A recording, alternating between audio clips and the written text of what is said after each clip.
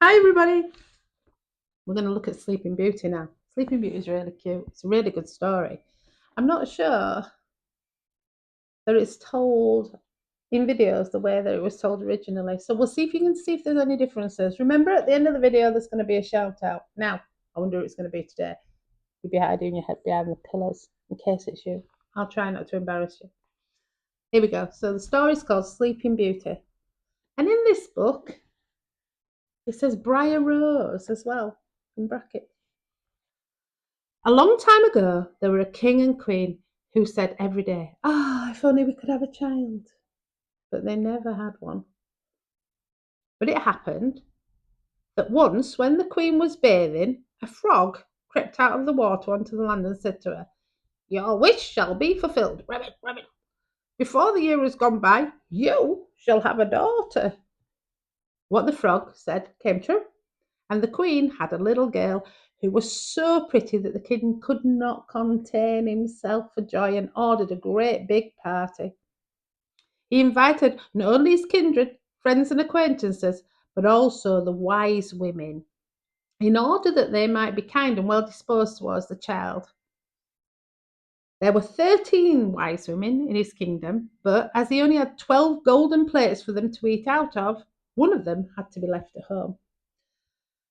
The feast was held in all manner of splendour, and when it came to the end, the wise women bestowed their magic gifts upon the baby. One gave her virtue, one for beauty, another one gave her riches, so they all gave her blessings.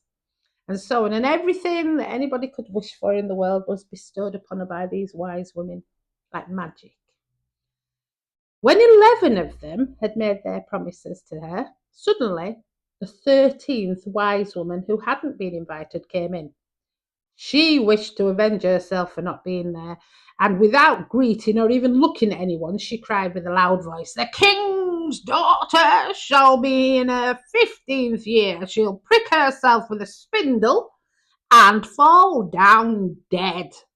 Without saying a word, she turned round and left the room. Everybody was shocked. She was a proper party spoiler. But the 12th wise woman, who had not given her wish yet, said, "Look, I can't undo that evil spell, but what I can do is soften it. So it shall not be death, but a sleep of 100 years, which the princess will fall into when she's 15. Now, the king, who wished to keep his dear child from any misfortune, gave orders that every single spindle in the whole kingdom should be burned.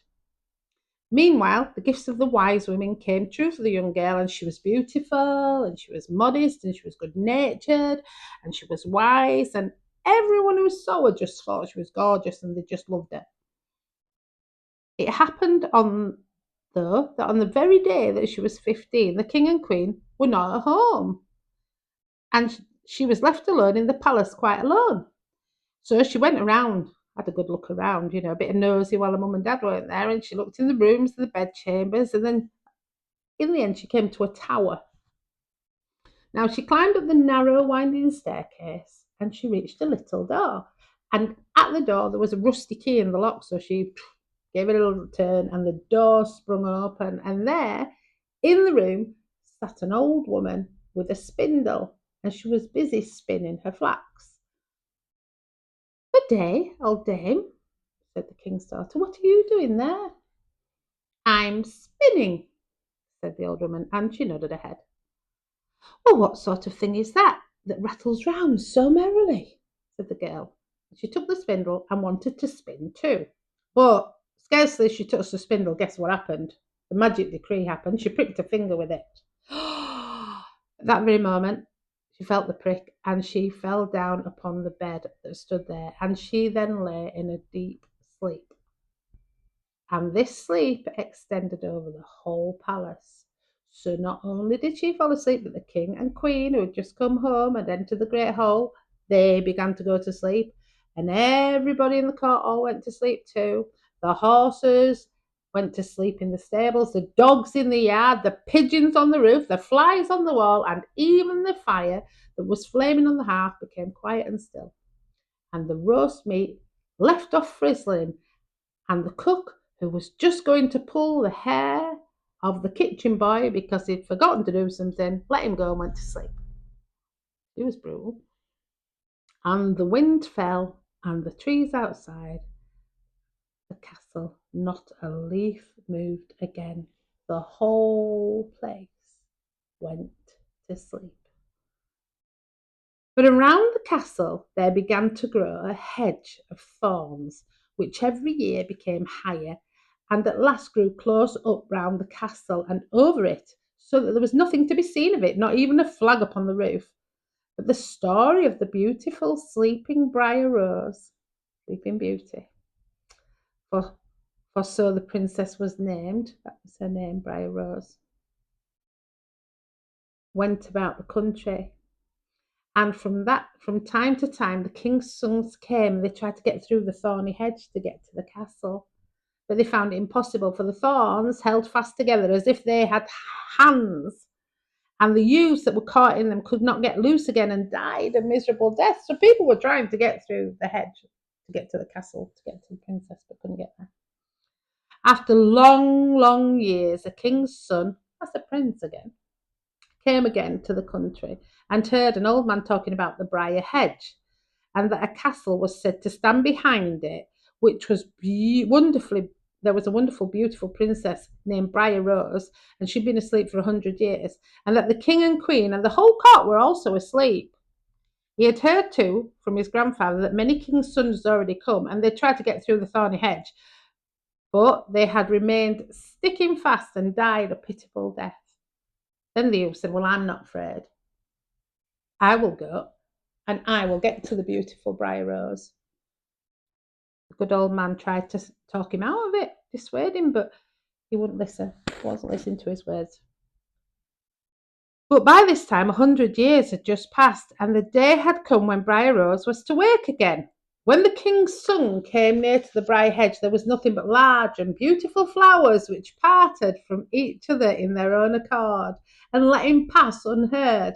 And when they closed again behind him like a hedge, in the courtyard he saw the horses and the spotted hounds were lying asleep, and on the roof sat the pigeons with their heads under their wings.